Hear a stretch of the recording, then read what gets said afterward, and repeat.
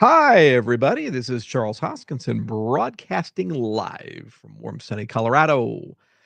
Time to make another video. And this one is the balancing video. So many of you know that I have been praising a lot of the things that Elon does. I absolutely admire SpaceX, for example. When I saw that facility, it's one of the most incredible facilities I've ever seen. Probably the most incredible manufacturing company I've ever seen. And obviously, I've praised his work in Neuralink, amongst many other things.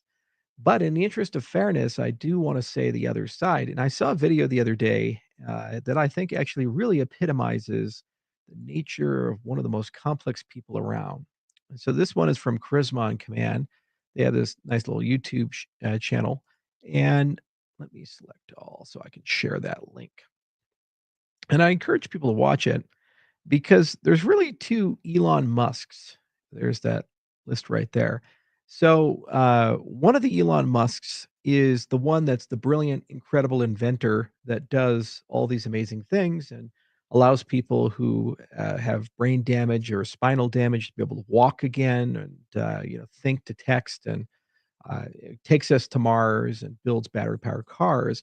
And that's the Musk that sans politics and personality, that many people admire deeply. And then there's another Elon Musk, and that's the Elon Musk that pretends that he's one of the best gamers in the world, and pays people to play video games for him, and has bizarre neurotic behavior.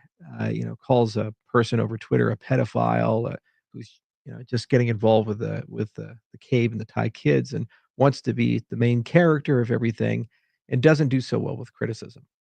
And I can empathize and relate to that Elon Musk because when you're a public figure under constant attack from every angle, from various people, at some point you develop neuroses and you have something from toxic shame turn into kind of malignant narcissism. And he's at kind of a turning point in his life right now. He's worth 400 plus $billion. He's the most powerful capitalist in the world, one of the most powerful men in the world, and has this vast empire. And the challenge is that if you don't have checks and balances, if you don't have people in your inner circle that can help regulate and moderate your behavior, you could start indulging a fantasy version of yourself and you can eschew any criticism. Every billionaire runs into this problem. You start seeing more and more sycophants and you get less and less honest opinions about things, and you have to go out of your way to prevent that from occurring. And it's a natural order of things. The bigger you get, the easier it is for these things to kind of weasel their way in. And if you're very powerful, you can use this to lash out and cause a lot of harm.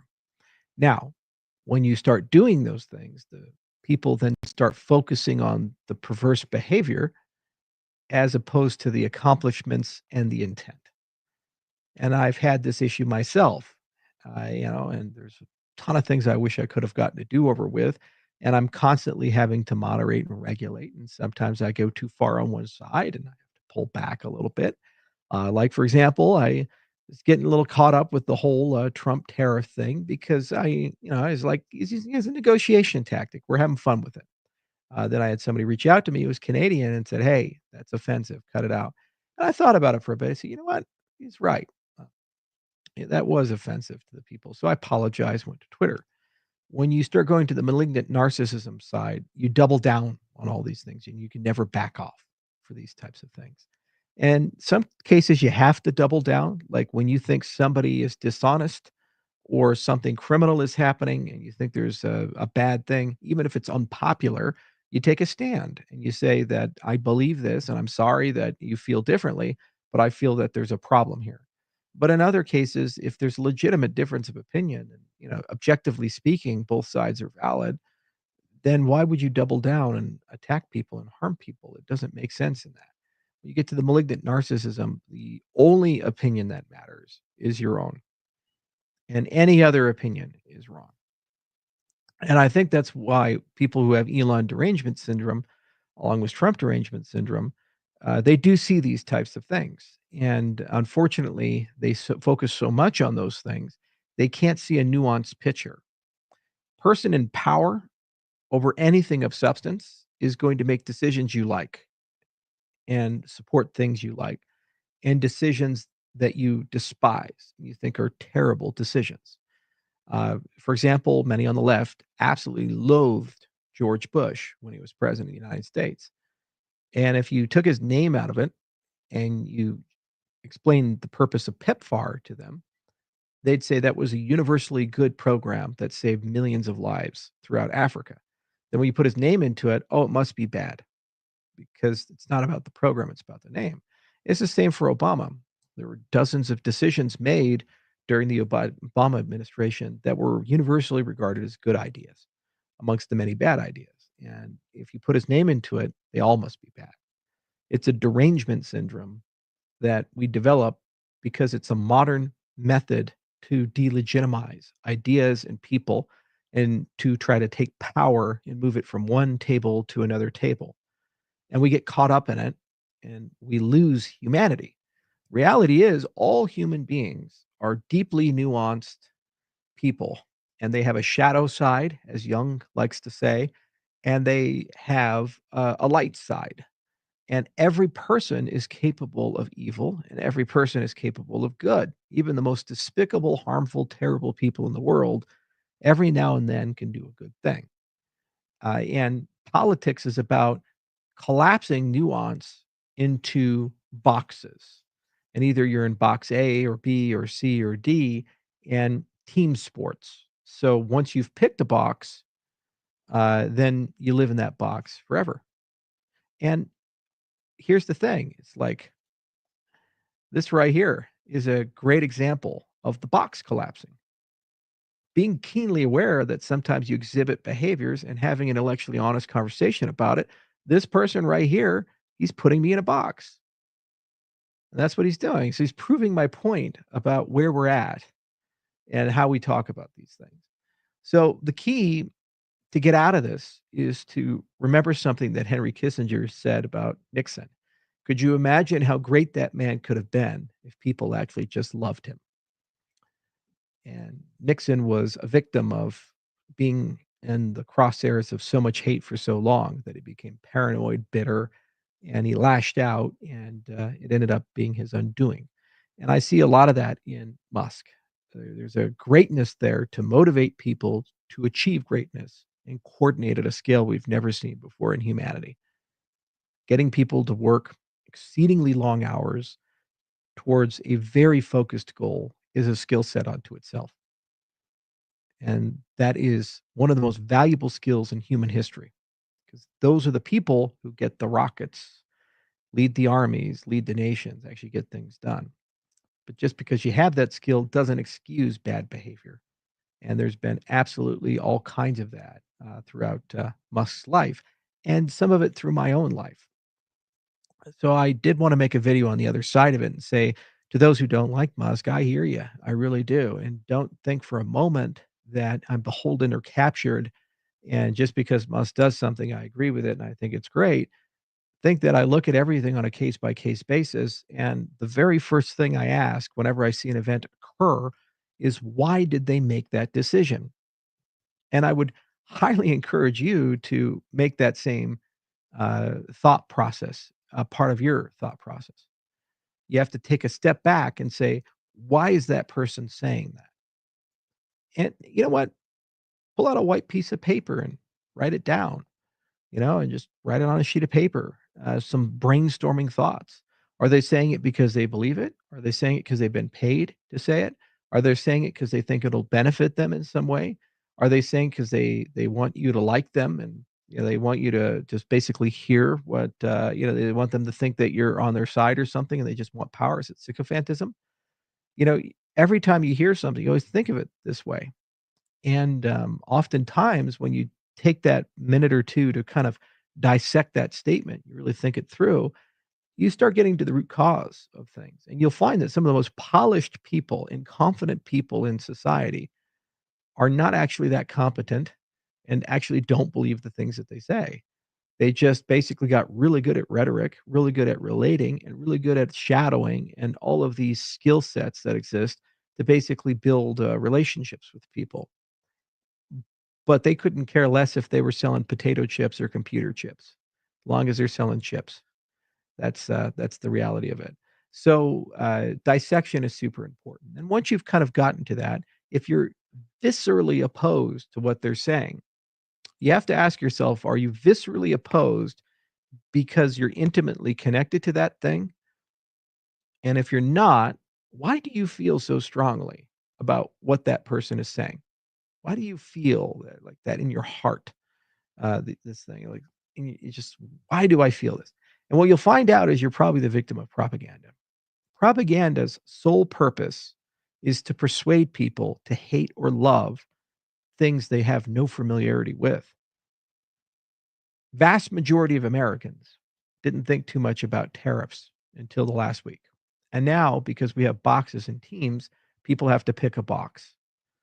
People who cared about these things were libertarians and free traders or protectionists.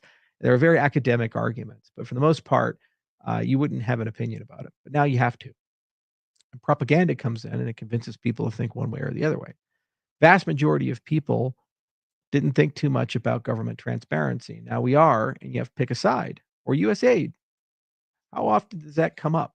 Like you're driving your car, and do you think to yourself while you're driving your car to work, boy, the $76 billion that USAID is distributing is too much, or we need to add more. Well, if you work for the agency, maybe you're thinking about that stuff. But honestly speaking, just look at yourself in the mirror. Did you really, until we started talking about it, wake up and have that conversation? That's propaganda. It's what it does. It makes you care about something you didn't care about, and it inserts an opinion into your brain. It's kind of like the NPC microchip where they take one out and they put another one in, and that becomes the current thing. And then you are supposed to think inside the parameters of that system. So, why are they saying it? How do I feel about it? And on the how do I feel about it side, do I know a lot about it? Is this my domain? Is this my area? Like medicine, my brother's a doctor. If somebody says some medical stuff, as a physician, he has an opinion about it because he's a doctor. And so if he feels strongly one way or the other, it's usually because there's something in his lived experience and his knowledge base that says one way or the other.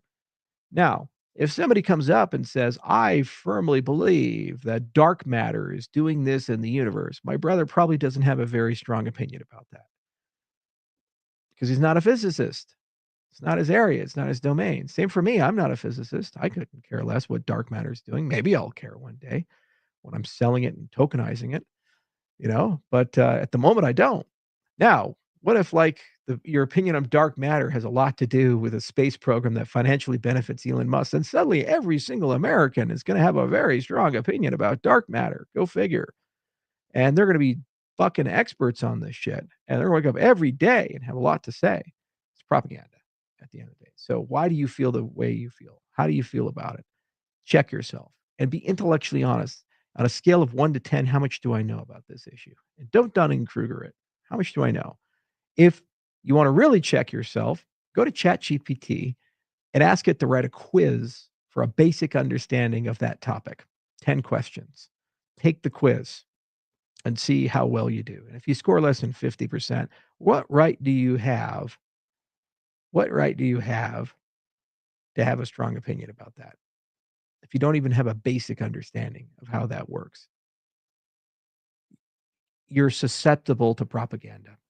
If you don't have the basic understanding, you have no immune system to protect you from a person imprinting that information upon you. It's just that simple. And also, the third thing is, where can you find compassion and empathy for a person? So you can do the rule of two. You look at a person, you'll hear it, fast take. How do you feel about it? What are they actually trying to say? And then what you do is you take a step back and spend 5 minutes and try to see something positive about that person. Try to see where that person's coming from. Develop some form of empathy or sympathy. Then reevaluate the why. What are they saying? Why are they trying to do that? And see if your opinion on it changes. If after empathy your opinion changes, it's probably not the message, probably the messenger. Just that simple. So I think it's worthwhile talking about this because we don't talk about this enough in society. It's taboo, mental health, and it's taboo, our own conduct. And It's difficult to be a truth teller because if you tell people things they don't want to hear, they don't like you. You know, you're standing up for things, and it's uncomfortable at times, but it's very necessary because we're making very foundational decisions about the social contract of our nation and ultimately how people treat each other wherever they live. And we're looking for leaders. And what we find out is that a pattern exists where somebody will appear and we start getting really excited about them and then we tear them down. Sam Harris appears. Oh, wow, finally a rational guy that can kind of give me, some of the wisdom of mysticism without the religious import. Okay, yeah, all right, waking up. There you go. Oh, he's got Trump derangements. Hate this guy. Can't listen to him anymore. He's just gone off the rails. Or Jordan Peterson. Oh, wow, it's really interesting, this union stuff. Never really thought about it before. Yeah, the lobster. Yeah, he's got that lobster thing now. Now we got to hate Jordan now. He's a terrible guy. Joe Rogan comes. Oh, wow, finally, somebody I can have a conversation with. Finally, somebody that's just letting people express themselves. Or Lex Friedman. Oh, now they're just darlings of the alt-right. They're propaganda machines. They're horrible human beings. You see the pattern? Pick one person of prominence in the last 25 years that's providing either a channel for or the source of wisdom for how to get us out of this and how to live our lives, and try to find that person is unblemished. There's not a single one. We build them up, we tear them down. And Musk is no different. There are no great answers of wisdom coming from Musk. He's not his role. His role is a change agent. Comes together and he pushes people to do their best work and pushes it. And I have seen that personally. When I walked into SpaceX, they build a rocket every 2 days. I don't care who you are. You didn't do that. No one's done that. It's the first time in human history that exists. And they say, well, he had nothing to do with it. Let me be very clear here. If he wasn't born or died in a car accident in 1995, that would not exist. We know that because other people of his stature tried to do what he did, like Jeff Bezos with Blue Origin, and they didn't do it. It's not commoditizable. People say, oh, he didn't found Tesla. And that's absolutely true. He came in on the early days.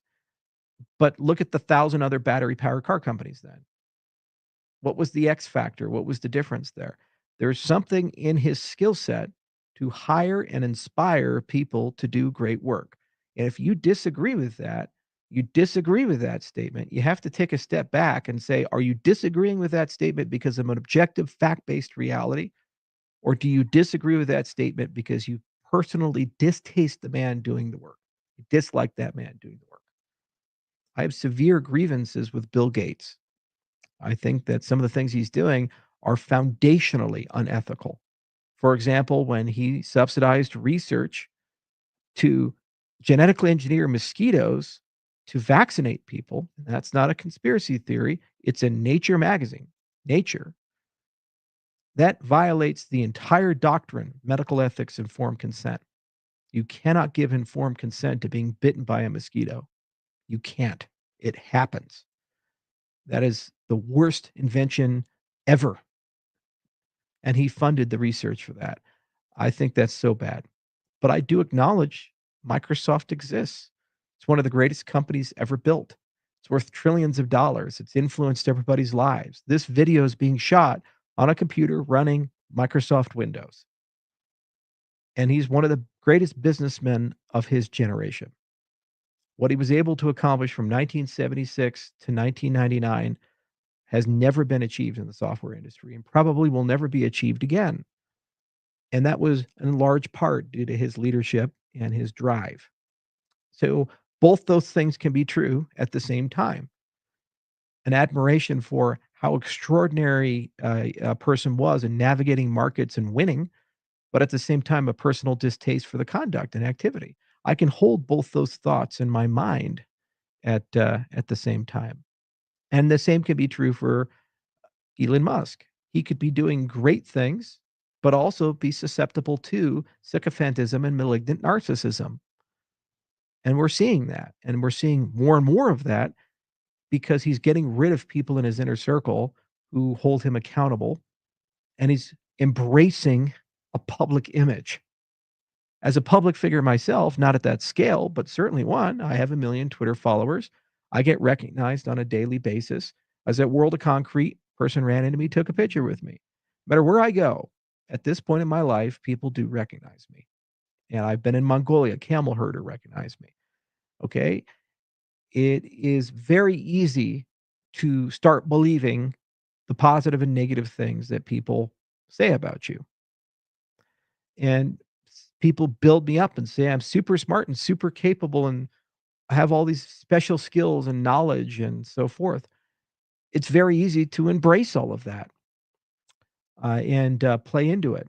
And on the other hand, it's very easy to start believing the negative things that people tell about you.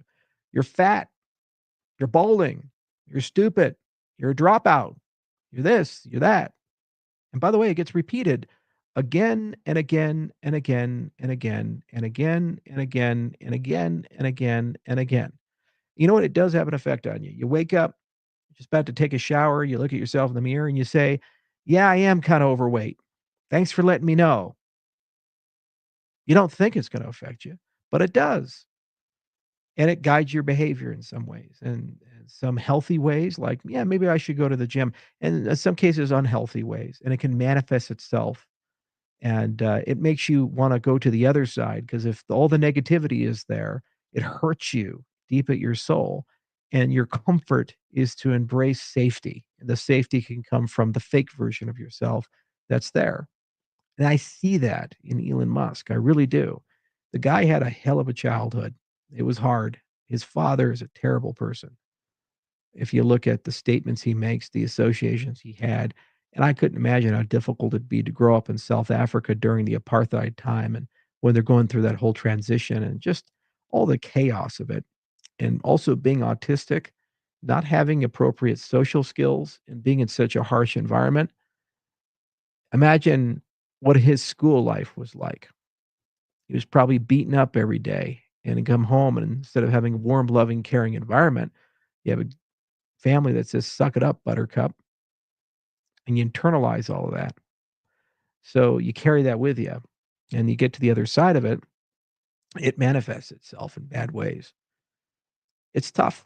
And unfortunately, you get no safe harbor because while I get recognized occasionally, there is not a single place Elon Musk can go where he's not recognized and a person has an opinion about him. Every restaurant, every park bench, every meeting, if he walked into World of Concrete, if he walked into, any conference, he would be stopped 400 times. And every single person's gonna ask for a picture, pitch a business.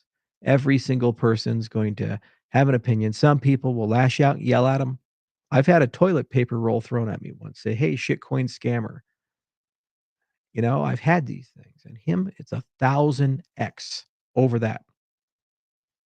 You see? And that's is what it is, you know? And then you have these comments here. Wasn't his family owners of a gym mining site? Not really, but you believe that. You want it to be true. You're gonna internalize that, right? And you're gonna use it as justification. Well, life must have been so easy for him because people around him had money. Right. Must have been so easy for him with a father like that. And gives you an excuse for hating the man and not having empathy. It's pretty interesting. So, just a video on these things, and it's more for you and for me. Um, I have to constantly reassess and moderate. One of the advantages of having all the people in my network around me, there's a lot of love, and there are a lot of people keep me in check, and there's a lot of great people. I have one of the best security details, for example. The majority of them are Rangers and Green Berets and Navy SEALs, and they've lived incredible lives of valor. And it's really cool to have them around because you get to see the discipline real time. These people will go to hell and back and do it twice just to make sure they didn't miss anything. And when you see that internal discipline, when you're on the road and they say, "Hey, you want to go work out?" You work out and you're working out with a Green Beret or a SEAL. It's tough, but it keeps you honest. Yeah, I have people like JJ. I have people like Tam Hassan, and they stand up to me and they hold me accountable for the things that I do. They tell me difficult truths that sometimes I don't wanna have, but need to. Same for my family office, and it's, same for my family in general. It's nice to be in business with my brother and dad because they knew me from when I was a bit of a rebel in my 20s and younger, and, wasn't the most reliable person at times. And, sometimes they hold me to that same account. They don't let me slip into, "He's a big guy because he's a self-made billionaire at 37." That's really what you need to look for. And, when you see somebody who's capable of doing greatness for society, who's a bit fragile, great societies, what they do is they have empathy and respect, and they try to get that person into the right crowd and pull them on in. And then that person has their club, their team, and bring them up. Think about all the great things we could accomplish with a person who has the ability to rally people like that. If all we do is just not treat them like shit. And think about how bad the world can be if people like that are incentivized to hurt the world. It's just that simple. And, I know for some of you listening, this will have absolutely no impact, not penetrate at all, and you'll keep your worldview. But I would encourage you to watch that video from Charisma on Command. And, I would encourage you to give it a thought and think about how you can change your worldview just a little bit. And maybe, just maybe, we can get all out of this. We got to make a lot of changes, and a lot of scary stuff is coming down the pipe.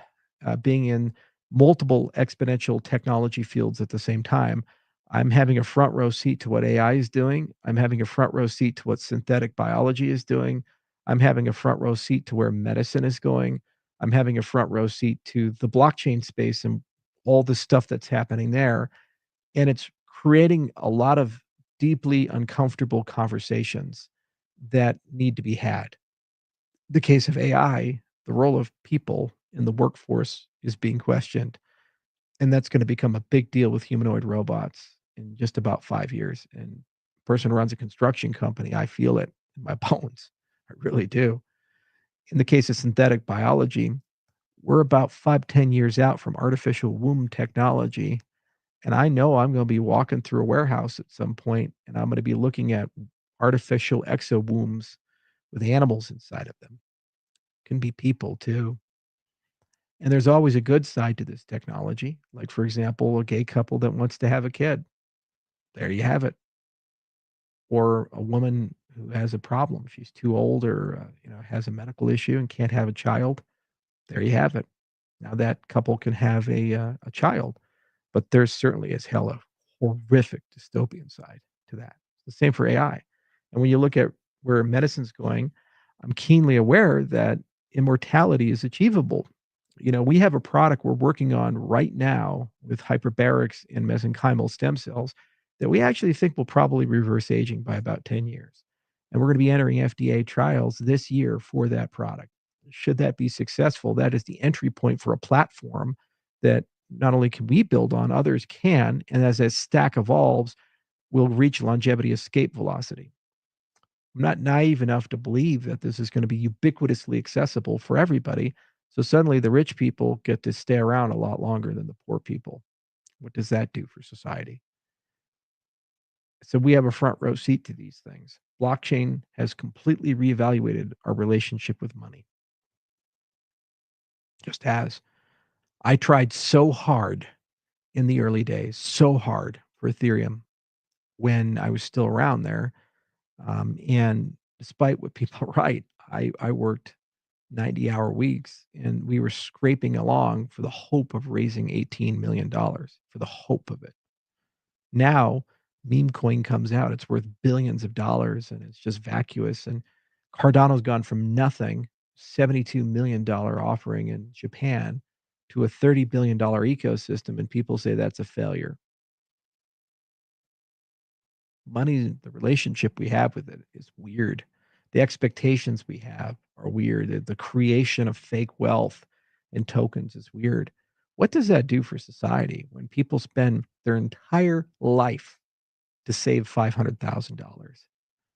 Everything. They go to work every day. They work hard every day. And that's the end result. This is destroying our relationship with money and value and wealth creation. It's distorting it in ways that are perverse and unhealthy. So we have a front row seat to all these things. The only way we're going to get out of it is if we do it together and we admit we don't know how to get out of it right now. And that we actually need to listen to each other, care about each other, and understand each other's core motivations and where we need to go. Difference between me and most of the billionaires floating around is I'm perfectly comfortable being broke. Doesn't mean I'm going to go do that. But if it happens, my life doesn't really change. And I know that because I was actually a billionaire living in an apartment building, driving a Ford Fusion. When I lived in, and the person listening to this video probably knows that because he was my next door neighbor. I lived in Louisville, excuse me, Lafayette, and I was right next to Good Samaritan Hospital, and I lived in a little apartment complex there, a two-bedroom apartment, and this was in 2017, and ADA hit $1.48, and we had 2.4 billion ADA. You can do the math. So I was there, didn't sell any of it, sat on it, and then ADA went to 2.5 cents. Lifestyle really didn't change. And my ambitions are bigger now, and I need these resources to do the things I want to do in life. But if somebody came to me and said, "Well, it's been a fun run, but we're just going to take it all from you," you know what? I'd just be as happy as I was in 2017 and before when I started input output off of $200,000 and I lived off about $2,000 a month. I was just as happy, if not more so, in 2015. Money doesn't really motivate me. And it's one of the worst things you can do when you come to me and tell me about how much money I can make in a deal. It's why I've turned down a lot of really great deals, but it kept me out of trouble with FTX and Celsius and other things. What motivates me is I just love the challenge of things. I love solving hard problems, and I love building interesting things that leave a legacy. Cardano has gotten to a point that if I was to die in a plane crash tomorrow, if I was on that plane that got hit by the Black Hawk helicopter, 100 years from now, we'd still be around and a lot stronger from when I built it. And it has a legitimate chance, like meaningful percentage, to change at least the world for somebody. That was worth the 10 years. What we've done with my clinic in Gillette, if we keep investing in it, it will be like Mayo Clinic.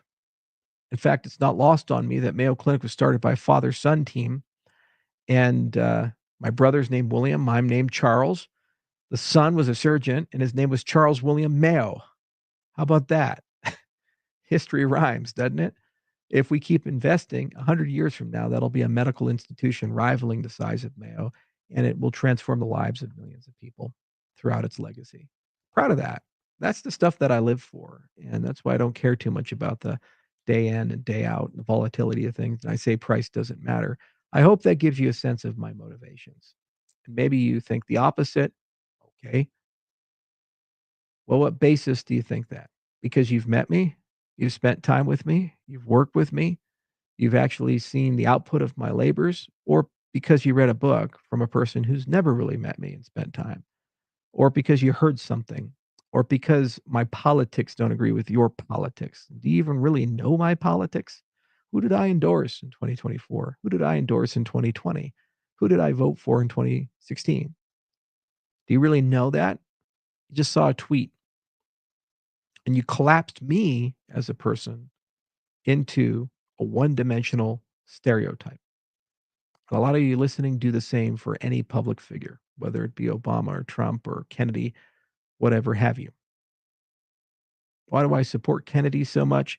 Because I have a clinic and I see the consequences every day of America being unhealthy.